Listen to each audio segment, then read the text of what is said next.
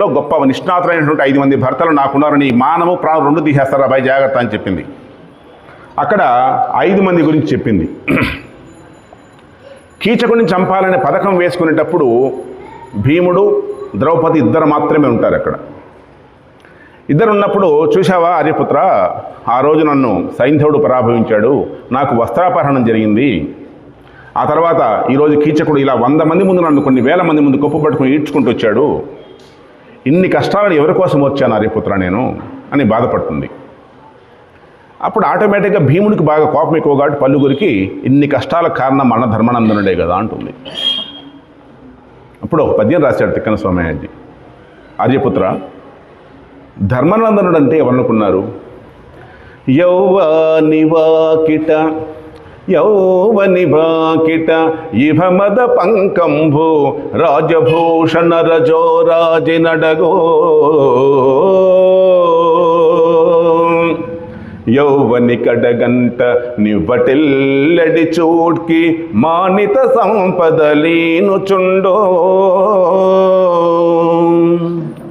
యౌవాని చారిత్రమెల్లలోకములకు వజయై వినయం పునరపు గరపు యౌవాని గుణలతలేడు వారాసుల కడపటి కొండపై కలయబ్రాకు అతడు భూరి ప్రతాప మహాప్రదీప దూర విఘటిత గర్వాంధకార వైరి వీర కోటీర మణిఘృణివేషితాంఘ్రితలుడు కేవలమర్త్యుడే ధర్మసుతుడు.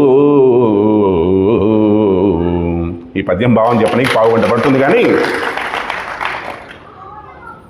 మరి దీని ప్రారంభం ఒక్క మాట చెప్పి ఈ పద్యాన్ని ముగిస్తాను. ప్రారంభంలో ఏం చెప్తుందంటే, యవ్వాని వాకిట ఇమమద పంకంబు రాజభూషణ రజోరాజనడుగు. ధర్మరాజు గారి ఇంటి ముందు కొన్ని 100 ఏనుగులు కట్టేసి ఉంటాయంట. వాటికి ఆ మదజలం కారి అక్కడ బురద ఏర్పడుతుందంట. ఇది స్వభావోక్తి వాడాడు. మరి ఆ బురద ఎట్లా అణిగిపోతుందంట? రోజు ధర్మరాజును సేవించే దానికోసం కొన్ని 100 మంది రాజులు తోసుకుంటూ దొబ్బుకుంటూ నెట్టుకుంటూ వస్తుంటారు. అలా వచ్చినప్పుడు వాళ్ళ యొక్క బంగారు ఆభరణాలు ఒకరికొకరు రాసుకుంటూ పూసుకుంటూ వస్తే ఆ బంగారు ఆభరణాల నుంచి రాలినటువంటి ఆ బంగారు రజన వల్ల ఆ ఏనుగుల వల్ల ఏర్పడినటువంటి బురద అణిగిపోతుందంట. మరి ఎంతమంది వస్తున్నారో ఆయనను, ఇది అక్కడ అద్భుతమైనటువంటి అతిశయోక్తి వాడాడు. మరి ముగింపు ఏమిచ్చాడు? కేవలం అర్చుడే ధర్మసుతుడు. కేవలము ధర్మరాజు అంటే మనిషి అనుకున్నావా? కాదు, ఒక దైవాంశ సంభూతుడు ఆయన అని చెప్పేసి ఆమె చెప్తుంది.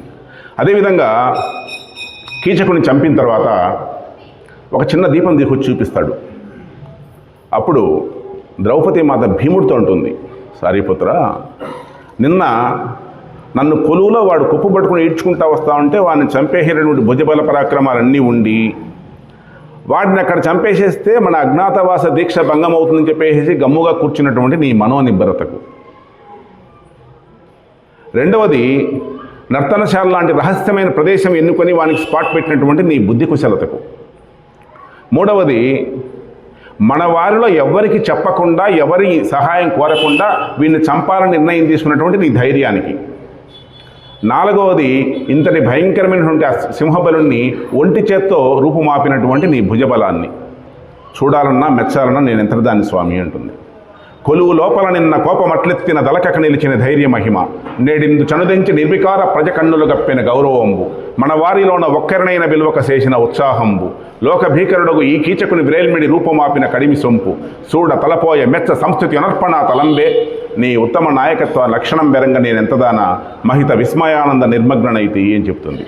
అక్కడ 5 మంది గురించి దుర్వారోద్యమ పద్యంలో కీచకుడితో చెప్పింది, భీముని గురించి ధర్మరాజు గురించి ఇద్దరి గురించి భీమునితో చెప్పింది, అర్జునుడి గురించి ఉత్తర కుమారునితో చెప్పింది. ఇదే క్రమాన్ని పాటించకుండా, ఏమాత్రం తప్పుపోకుండా తిరుపతి వెంకట కవులు శ్రీకృష్ణ రాయబారంలో పతితులు కారుని ఈడల భక్తులు అనే పద్యంలో 5 మంది పాండవుల గురించి,